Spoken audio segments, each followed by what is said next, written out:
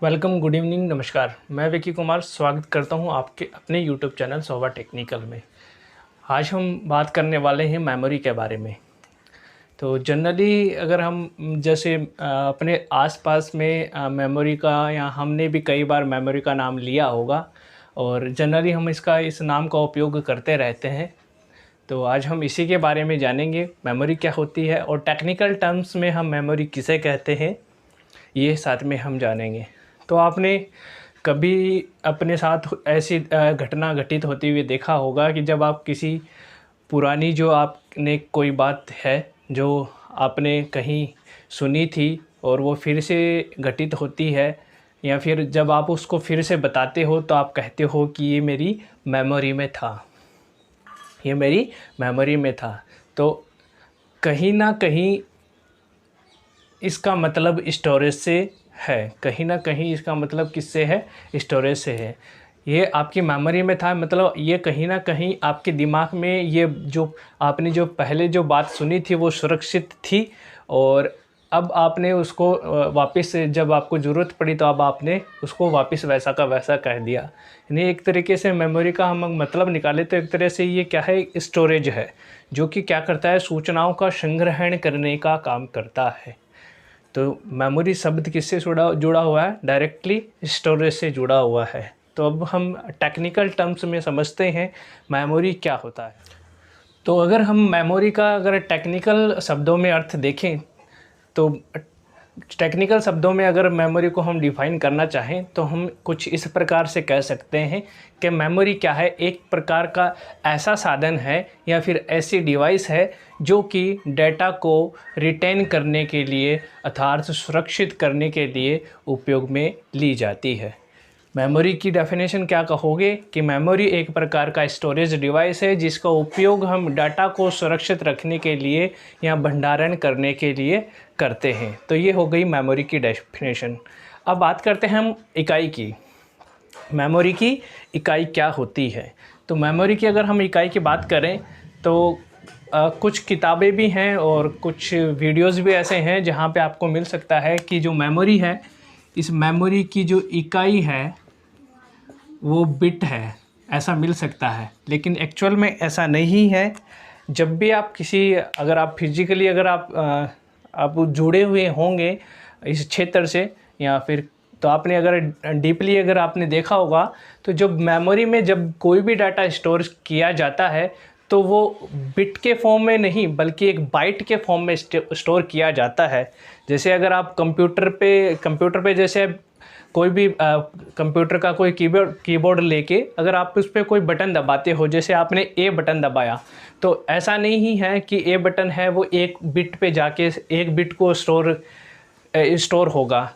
ए bit है, एक ए है, वो जो क्या बाइनरी में जब चेंज होगा तो वो 8 बिट मिलकर बनाएगा और उस बिट को हम मेमोरी में स्टोरेज करेंगे। तो यहाँ हमें ये कहना सही नहीं होगा कि मेमोरी की जो इकाई है वो बिट है। यहाँ पे हमें ये कहना सही रहेगा कि जो मेमोरी की जो इकाई है वो क्या है, बाइट। मेमोरी की जो इकाई क्या है, बाइट। कहीं कहीं ये बिट लिखा हुआ मिल सकता है, लेकिन काफ़ी हद तक बिट्स की बजाय हमें बाइट कहना थोड़ा ज़्यादा सही रहेगा। तो ये मेमोरी की इकाई के बारे में हो गया। अब हम बात करते हैं मेमोरी के प्रकारों के बारे में कि मेमोरी है वो कितने प्रकार की होती है। और ये जो टॉपिक है ये कंप्यूटर साइंस वालों के लिए, इलेक्ट्रॉनिक्स मैकेनिक वालों के लिए, और जो एसएससी वगैरह आईबीपीएस पीओ के लिए, बैंकिंग से जुड़े हुए जो छात्र हैं, स्टूडेंट हैं, उनके लिए काफ़ी इम्पोर्टेंट है। क्योंकि जो कंप्यूटर से जो एरिया है उसमें जो मेमोरी वाला जो पार्ट है उसमें काफ़ी क्वेश्चन आपको मिलेंगे। अगर आप एग्ज़ाम में बैठे हुए हैं या फिर आप कोई एग्ज़ाम दे रहे हैं तो आपने महसूस किया होगा कि कंप्यूटर में जब क्वेश्चन आते हैं तो ये जो पॉइंट रहता है ये महत्वपूर्ण रहता है और यहाँ से काफ़ी क्वेश्चन आए होंगे। मैं आपको रिपीट भी करा देता हूँ। जैसे कभी आपने देखा होगा रोम का पूरा नाम पूछा जाता है, कभी रैम का पूरा नाम पूछा जाता है, कभी पूछा जाता है ये किस प्रकार की मेमोरी है, वॉलेटाइल मेमोरी है, नॉन वॉलेटाइल मेमोरी है। तो ऐसे क्वेश्चन होंगे, वो हम यहाँ पे उनका अटैक करेंगे और इसमें सब जो अगर आप इसको लास्ट तक एंड तक देख लोगे तो आपका लगभग आपके डाउट हैं वो सारे क्लियर हो जाएंगे, और जितने भी आपके जो MCQ है इस वाले पार्ट से जुड़े हुए हैं वो सारे आपके सिंप्लीफाई हो जाएंगे। तो सबसे पहले बात करते हैं प्राइमरी मेमोरी और सेकेंडरी मेमोरी के बारे में। मेमोरी को हमने सबसे पहले 2 भागों में डिवाइड किया है। पहला भाग है हमारा प्राइमरी मेमोरी, दूसरा भाग है सेकेंडरी मेमोरी। हिंदी भाषी जो छात्र हैं वो ये देख सकते हैं कि प्राइमरी मेमोरी को हम प्राथमिक मेमोरी कहते हैं और सेकेंडरी मेमोरी को हम द्वितीयक मेमोरी भी बोलते हैं। जो प्राथमिक मेमोरी है इसे हम बाह्य आंतरिक मेमोरी, और जो सेकेंडरी मेमोरी है इसको हम बाह्य मेमोरी के नाम से भी जानते हैं। अब हम आगे ये बताएंगे ऐसा क्यों कहते हैं, इसको आंतरिक क्यों कहते हैं और इसको बाह्य भी क्यों कहते हैं। तो सबसे पहले प्राइमरी का मतलब क्या है, प्राथमिक मेमोरी क्या है, ये प्राथमिक क्यों है और ये सेकेंडरी क्यों है। तो इसको प्राथमिक और बाह्य कहने का मतलब यही है कि जो मेमोरी है वो कंप्यूटर के CPU के साथ डायरेक्टली कम्युनिकेट करती है, उस मेमोरी को हम प्राथमिक मेमोरी कहते हैं। अगर आपने कंप्यूटर में जब पढ़ा होगा तो आपने देखा होगा कि कंप्यूटर में जो मेमोरी होती है, जो रैम और रोम किस प्रकार की मेमोरी है, प्राथमिक मेमोरी है। और ये डायरेक्टली किससे कम्युनिकेट करती है, जो माइक्रो प्रोसेसर में जो CPU में जो प्रोसेसर होता है उसके साथ में कम्युनिकेट करती है। तो जो मेमोरी प्रोसेसर के साथ डायरेक्टली कम्युनिकेट करती है उस मेमोरी को हम बोलते हैं प्राथमिक मेमोरी, और जो मेमोरी प्रोसेसर के साथ डायरेक्टली कम्युनिकेट नहीं करती उस मेमोरी को हम सेकेंडरी मेमोरी या द्वितीयक मेमोरी कहते हैं। अब बात करें प्राथमिक मेमोरी को फिर से 2 भागों में क्लासिफाई किया गया है, जिसमें से पहला भाग है कैशे मेमोरी और दूसरा है मेन मेमोरी। तो सबसे पहले हम कैशे मेमोरी के बारे में ही जान लेते हैं। कैशे मेमोरी के बारे में सबसे पहले इसके मैं 2-3 पॉइंट आपको लिखवाता हूँ, और वो पॉइंट काफ़ी महत्वपूर्ण हैं और यहीं से इससे सवाल भी पूछे जाते हैं। कैशे मेमोरी से काफ़ी सवाल निकल के आते हैं। इसकी कुछ विशेषताएं हैं जिनकी वजह से, सबसे पहले ये स्मॉल इन साइज यानी कि कम आकार है। इसका आकार क्या होता है, बहुत कम होता है। और इसकी जो गति है, स्पीड होती है, वो होती है अधिकतम इसकी क्या होती है, बहुत अधिक होती है। इसकी जो डेटा ट्रांसफ़र की जो रेट है वो काफ़ी अधिकतम होती है। स्मॉल इन साइज, अधिक गति, और तीसरा जो पॉइंट है वो लो डेटा रिटेन टाइम, यानी कि ये सिर्फ कुछ ही समय के लिए डाटा को सुरक्षित रख पाती है, लंबे समय तक हम इसमें डाटा स्टोर नहीं कर सकते। ये इसकी कुछ खासियत है कैशे मेमोरी की। स्मॉल साइज में स्मॉल होती है, इसकी जो गति है वो अधिकतम होती है, और लो डेटा रिटेंशन टाइम, इसका जो किसी जो सूचना है या किसी डेटा है उसका भंडारण का जो समय है वो कुछ समय के लिए होता है, उसके बाद में ये डाटा को इरेज कर देता है।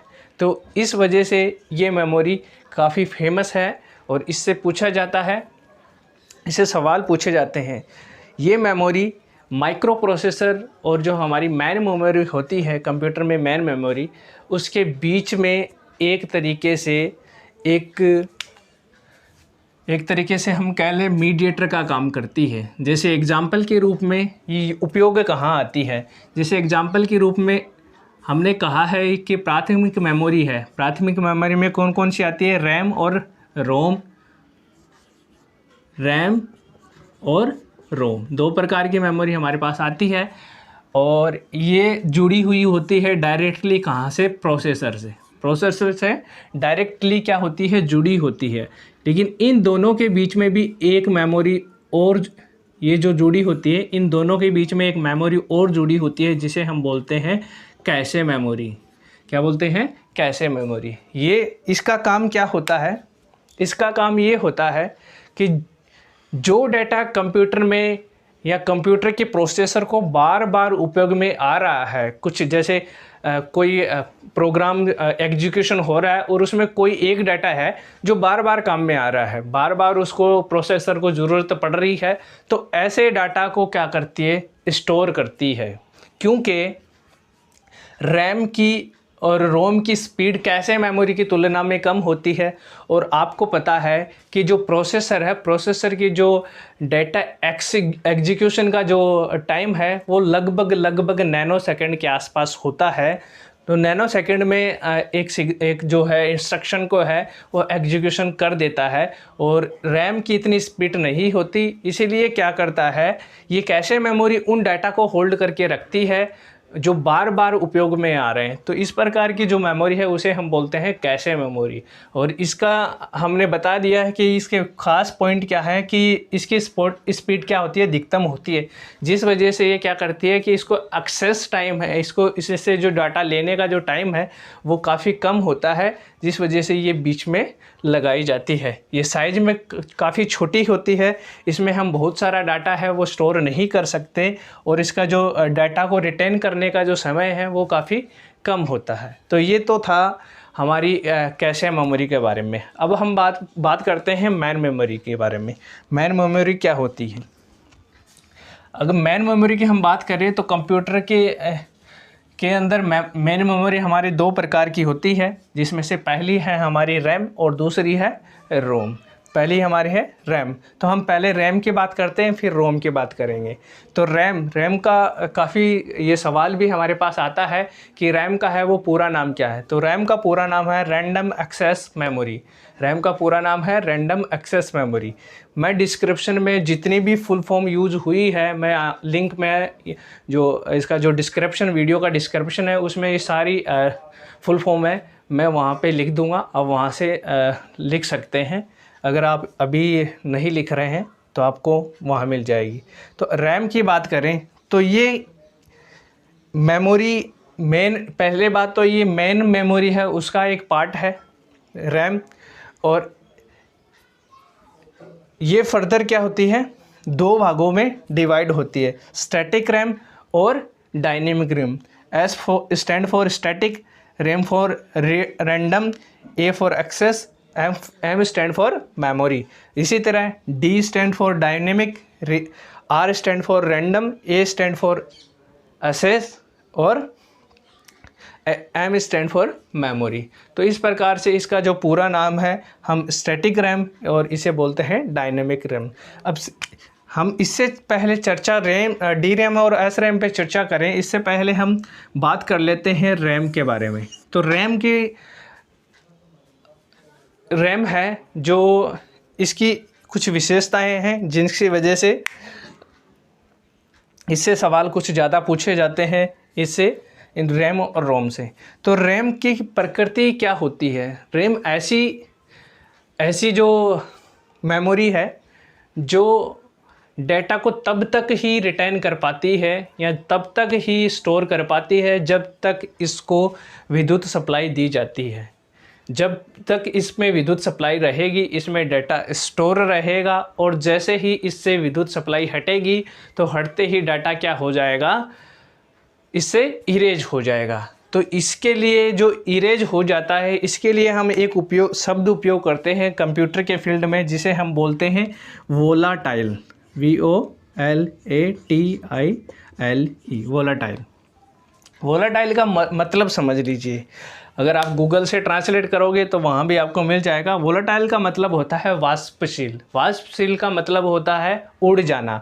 जो उड़ जाने से मतलब क्या है, जो मेमोरी कुछ समय बाद में, या फिर कह लें कि जो पावर सप्लाई है, पावर सप्लाई हटाने पे क्या है, उसमें से अगर डाटा उड़ जाता है तो उसे हम बोलते हैं वाष्पशील अथवा वोलाटाइल। तो रैम किस प्रकार की मेमोरी है? Volatile memory.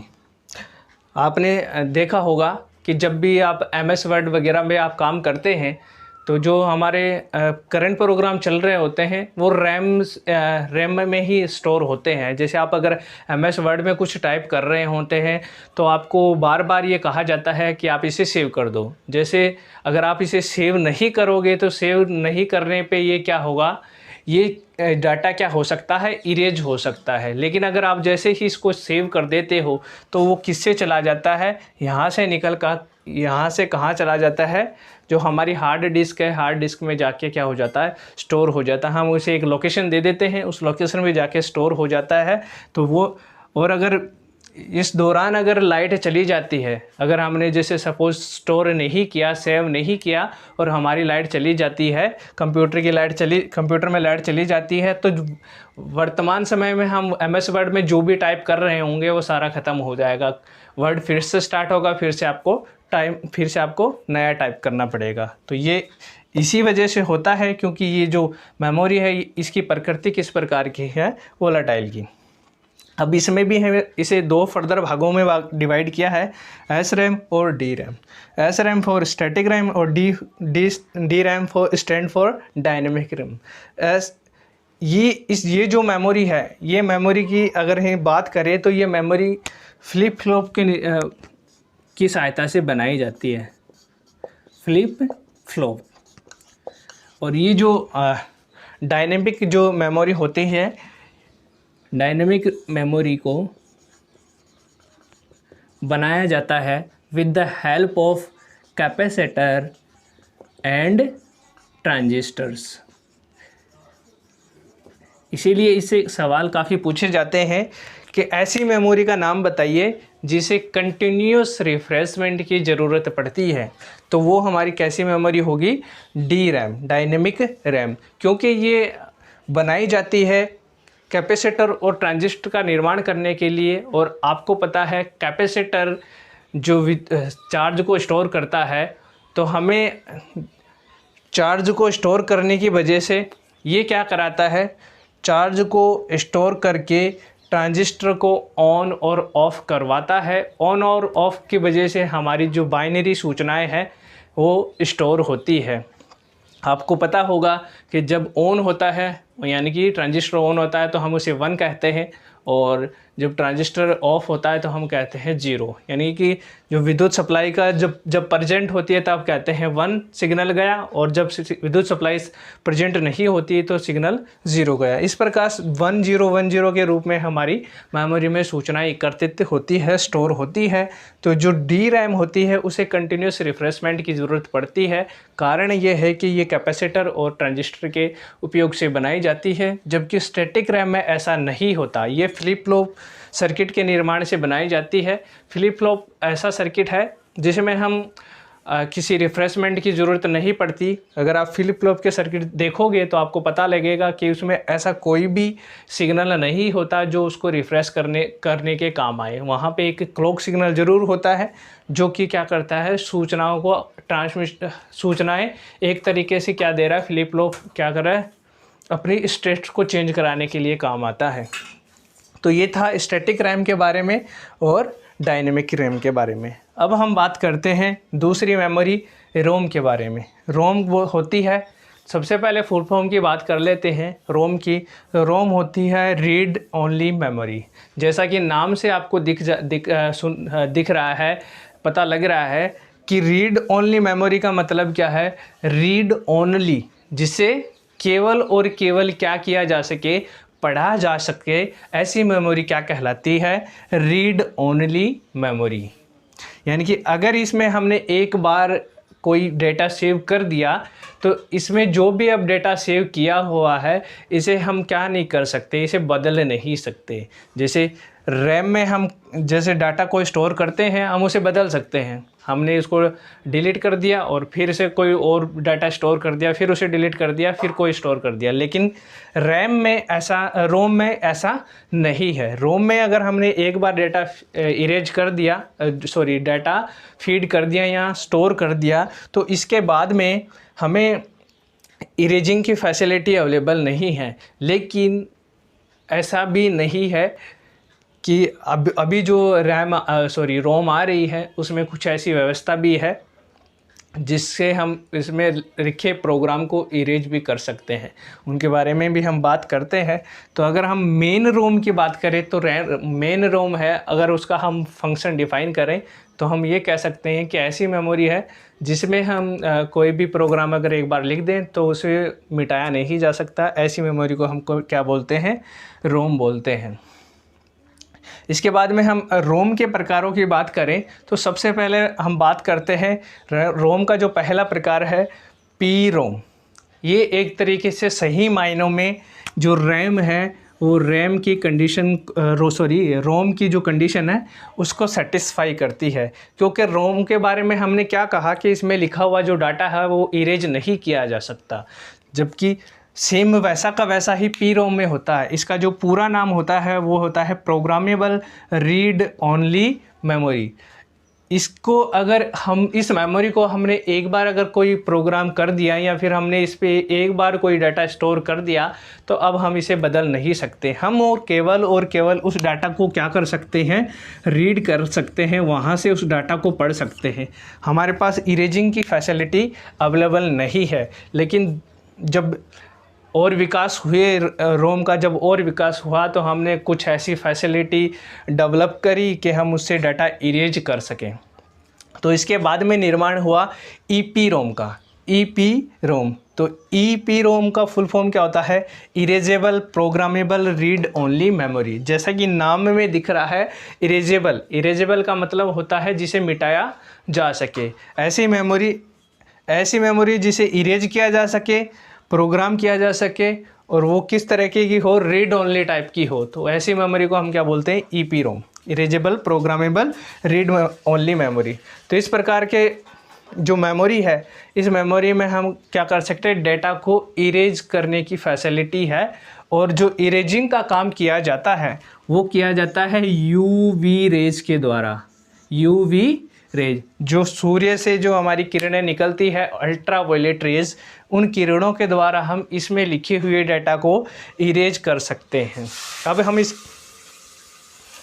अब हम इसके बारे में आगे बात करें तो इसका जो अगला टाइप है वो है EEPROM, electrically erasable programmable read only memory. ये है किसका पार्ट है, रोम का ही पार्ट है। अब क्या हुआ कि जब और हमने विकास किया, इसके अंदर और रिसर्च हुई, तो ऐसी व्यवस्था आ गई कि हम इसमें जो लिखा हुआ डाटा है उसको हम with the help of electrical signal, विद्युतीय सिग्नल की सहायता से क्या कर सकते हैं, इरेज कर सकते हैं, मिटा सकते हैं। तो ऐसी मेमोरी जिसमें हम इलेक्ट्रिकल सिग्नल का उपयोग करके उसमें जो डाटा है उसको इरेज कर सकें, उसको प्रोग्राम कर सकें और उस डाटा को रीड कर सकें, ऐसी मेमोरी ईपी रोम कहलाती है। तो ये थे हमारे रोम के बारे में। अब हम आगे चलते हैं सेकेंडरी मेमोरी के बारे में। प्राइमरी मेमोरी कंप्लीट हो चुकी है, इसके बाद में हम सेकेंडरी मेमोरी की बात करते हैं। तो सेकेंडरी मेमोरी हमने इसकी डेफिनेशन पहले ही देख ली है कि सेकेंडरी मेमोरी ऐसी मेमोरी होती है जो कि डायरेक्टली ही प्रोसेसर के साथ कम्युनिकेट नहीं करती, डायरेक्टली कोई इंटरफेस इनका नहीं होता। जब भी कोई डाटा है वो सेकेंडरी मेमोरी में स्टोर है और प्रोसेसर को ज़रूरत पड़ती है कि वो डाटा उसको चाहिए, लेकिन वो स्टोर कहाँ है, प्राइमरी मेमोरी में। तो सबसे पहले वो डाटा सेकेंडरी मेमोरी से आएगा, प्राइमरी मेमोरी में, और प्राइमरी मेमोरी से फिर कहाँ जाएगा, प्रोसेसर के पास। ये क्वेश्चन भी पूछा जाता है कि ऐसी कौन सी मेमोरी है जो कि डायरेक्टली ही कम्युनिकेट नहीं करती प्रोसेसर के साथ। ऑप्शन में आपको दिया जाता है प्राथमिक मेमोरी, ऑप्शन सेकंड दिया जाता है सेकेंडरी मेमोरी। तो जो हमारी सेकेंडरी मेमोरी होगी वो कभी भी डायरेक्टली प्रोसेस नहीं करती, डायरेक्टली कम्युनिकेट नहीं करती प्रोसेसर के साथ। ये हमारी सेकेंडरी जो मेमोरी है इसकी विशेषता है। अब हम बात करते हैं सेकेंडरी मेमोरी। इसे हम एक्सिलरी मेमोरी के नाम से भी जानते हैं, इसे बाह्य मेमोरी भी जानते हैं, बाहरी मेमोरी के नाम से भी जानते हैं, और इसे द्वितीयक मेमोरी के नाम से भी जानते हैं। चारों में से जो भी नाम आपको मिले आप फटाक से आंसर लगा सकते हैं। ये इसके सब नाम हैं। अब हम बात करते हैं कि कौन कौन सी होती है। तो सबसे पहले हम बात करते हैं मैग्नेटिक टेप के बारे में। मैग्नेटिक टैप क्या होती है।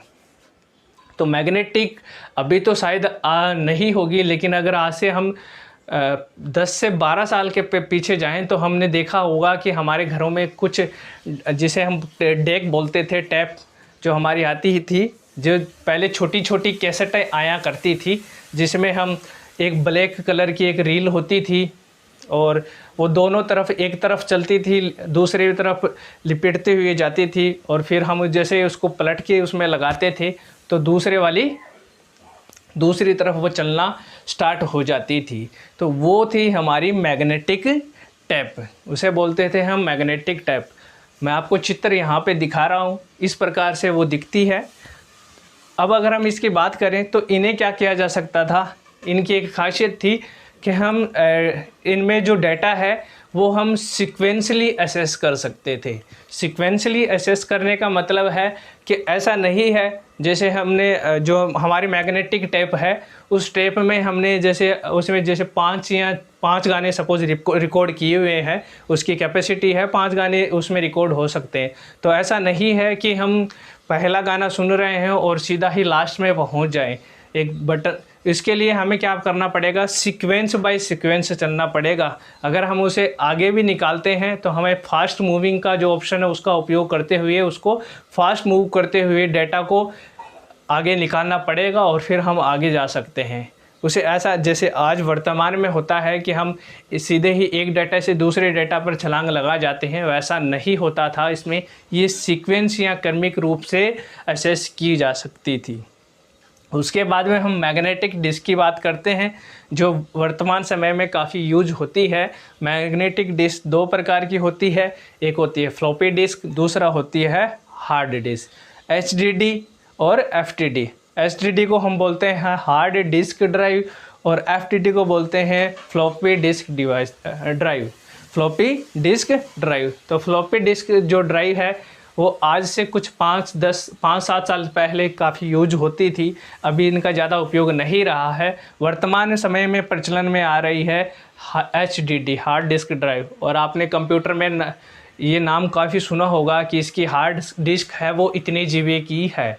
तो ये कहाँ उपयोग की जाती है, कंप्यूटर में उपयोग की जाती है। इनकी कैपेसिटी भी है 132 GB के आसपास है हार्ड डिस्क की। इसमें भी फर्दर कैटेगरी होती है, उस कैटेगरी के आधार पे इनकी जो विद्युत जिनकी स्टोरेज क्षमताएं वो अलग अलग होती है। अब हम इसके बाद में बात करते हैं तीसरी जो सेकेंडरी मेमोरी है वो होती है ऑप्टिकल डिस्क। कुछ सालों पहले की बात करें तो आपने जो छोटे छोटे जो तवे जैसे आपने कैसेट देखे होंगे जिन पे एक फिल्म सी रंगीन सी फिल्म चढ़ी हुई होती थी, वो क्या है, वो है ऑप्टिकल डिस्क। चित्र में मैं आपको दिखा रहा हूँ, कुछ इस प्रकार से वो आपको दिखती थी ऑप्टिकल डिस्क। अब ऑप्टिकल डिस्क में क्या है, ऑप्टिकल का मतलब क्या होता है, प्रकाशीय।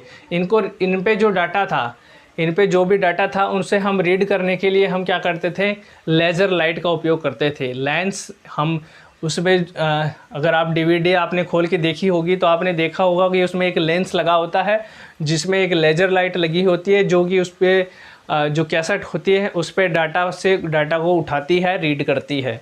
तो वहाँ पे प्रकाश की सहायता से डाटा को रीड किया जाता था, इसलिए हम उसे ऑप्टिकल डिस्क के नाम से जानते हैं। अब ये भी 2 प्रकार की होती है। एक पहले जो चलन में आई थी CD कॉम्पैक्ट डिस्क। सबसे पहले CD जो ऑप्टिकल डिस्क थी उसमें CD प्रचलन में आई थी, लेकिन इनका कुछ डिसएडवांटेज रहा जिनकी वजह से ये ज़्यादा दिन तक नहीं टिक पाई मार्केट में और इनका स्थान DVD ने ले लिया था। ऐसा इसीलिए था, इनका सबसे बड़ा डिसएडवांटेज ये रहा था कि इनकी जो स्टोरेज की जो कैपेसिटी थी वो काफ़ी कम होती थी। हम ज़्यादातर इनका उपयोग करते थे मूवी स्टोरेज के लिए, जो इंटरटेनमेंट के लिए जो भी हमारी मूवीज़ वगैरह आती थी, गाने वगैरह आते थे, उस समय में इनका काफ़ी उपयोग उनका भंडारण में किया जाता था। लेकिन इनकी एक कमी रही कि ये 400 MB तक ही हमें 400 MB स्टोरेज तक ही हमें उपलब्ध हो पाए, जिसकी वजह से हम इनका उपयोग करना धीरे धीरे कम कर चुके थे। इसके बाद में अगर आपने देखा होगा CD और CD के बाद में आई थी DVD, जो थोड़ा सा ज़्यादा कलरफुल दिखती थी। और कई कई डीवीडी तो आपने ऐसी भी देखी होगी कि जो दोनों तरफ से उस पर डाटा होता था। दोनों तरफ का डाटा है क्या करते थे, इनकी जो कैपेसिटी होती थी वो लगभग होती थी 4.7 GB के आसपास। इसमें एक साइड में 4.7 GB के आसपास डाटा स्टोरेज किया जा सकता था। इनका पूरा नाम है डिजिटल वर्सेटाइल डिस्क, या फिर कह सकते हैं डिजिटल वीडियो डिस्क। तो इनकी कैपेसिटी थी 4। ये भी काफ़ी फेमस रही थी जब तक पेन ड्राइव वगैरह नहीं चले थे। इसके बाद में पेन ड्राइव आ गए थे, इसके बाद में इनका भी चलन समाप्त सा लगभग हो गया, लेकिन फिर भी अभी तक भी यूज़ आ रही है। अब इसके बाद में हम बात करते हैं फ्लैश मेमोरी की। तो जैसा फ्लैश मेमोरी का अगर आप मतलब समझोगे, अगर आप ट्रांसलेशन गूगल ट्रांसलेशन में अगर आप फ्लैश मेमोरी डालोगे तो आपको एक अर्थ जो निकल के आएगा, क्या मीनिंग निकल के आएगा। फ्लैश का मतलब क्या होता है? तो फ्लैश का मतलब होता है विच फ्लैश का मतलब ये होता है which retain data in the absence of power supply. यानी कि फ्लैश मेमोरी की अगर हम बात करें तो ऐसी मेमोरी जो विद्युतीय सप्लाई की अनुपस्थिति में भी डाटा को क्या करें, स्टोर करके रखें, ऐसी मेमोरी को हम क्या कहते हैं, उसे हम बोलते हैं फ्लैश मेमोरी। अब फ्लैश मेमोरी भी हमारी कई प्रकार की होती है। आजकल इनका सबसे ज़्यादा उपयोग हम अपने दैनिक जीवन में कर रहे हैं, और जिसमें सबसे ज़्यादा उपयोग हो रहा है मेमोरी और पेन ड्राइव का। आप जहाँ भी डाटा स्टोरेज की बात करते हैं तो आप पेन ड्राइव को ज़्यादा उपयोग में लाते हैं, मेमोरी कार्ड को उपयोग में लाते हैं, क्योंकि अभी भी आपने भी स्टोरेज की अगर लिया, अब अगर आप कोई मीडियम यूज कर रहे हैं तो आप या तो सेमीकंडक्टर मेमोरी यूज़ कर रहे हैं जो आपके फ़ोन में है, या फिर आप एक्सटर्नल मेमोरी के रूप में मेमोरी कार्ड का उपयोग कर रहे हैं जो कि डाटा स्टोरेज का काम कर रहा है। तो मेमोरी क्या है, एक प्रकार का सेकेंडरी स्टोरेज है, और ये किस प्रकार की मेमोरी के अंतर्गत में आता है? फ्लैश मेमोरी के अंतर्गत में, फ्लैश मेमोरी के अंतर्गत आता है। दूसरा है पेन ड्राइव, तीसरा है यूएसबी। यूएसबी का मतलब होता है यूनिवर्सल सीरियल बस, और इसे बोलेंगे डिवाइस, और बोलेंगे डिवाइस। ऐसी यूएसबी क्या होता है, एक तरह का हम क्या कहते हैं स्टोरेज होता है, जो हम अपने जो कंप्यूटर है, कंप्यूटर के ऊपर आपने देखा होगा जो सीपीयू होता है, सीपीयू में एक यूएसबी पोर्ट बना होता है। कुछ इस प्रकार से एक पोर्ट सा बना होता है, थोड़ा सा ये राउंडेड शेप में ऐसे कुछ होता है। वहाँ पे आप क्या करते हो, वहाँ पे इस जो यूएसबी है इसको लगाते हो, और यहाँ पे कुछ बस यानी कि एक तारों का जो समूह होता है वो होता है जो कि जुड़ा होता है जो हमारा सीपीयू होता है, सीपीयू के साथ में जुड़ा होता है। जब आप यहाँ पे कोई यूएसबी डिवाइस लगाते हो तो यहाँ पे कुछ बस अवेलेबल होती है, ये बस उस डाटा को कैरी करती है और प्रोसेसर तक पहुँचाती है। इस प्रकार से हमारा डाटा है वो हमारे हमारा जो डाटा है वो प्रोसेसर तक पहुंचता है। तो ये था आज का वीडियो मेमोरी के बारे में, और उम्मीद करता हूँ आपका ये जो कंटेंट है वो काफ़ी अच्छा लगा होगा। और अगर फिर भी आपका कहीं डाउट बच जाता है तो नो वरी, आप हमें नीचे कमेंट बॉक्स में जाएं, कमेंट करें, हम वहाँ पे आपकी कमेंट का रिप्लाई करेंगे। बाकी ये जो फुल फॉर्म है, ये जो भी शब्द मैंने शॉर्ट फॉर्म में यूज़ करे हैं, हम सारे के सारे आपको डिस्क्रिप्शन में मिल जाएंगे, वहाँ से आप देख के उतार सकते हैं। और मैक्सिमम जो सवाल हैं हमने इस पर क्लिक कर लिए हैं। कोई अगर छूटेगा और मुझे याद आता है अपलोडिंग से पहले तो मैं वहाँ भी उस क्वेश्चन का ब्यौरा भी वहाँ पे दे दूँगा। तो चलिए फिर मिलते हैं नेक्स्ट वाले वीडियो में।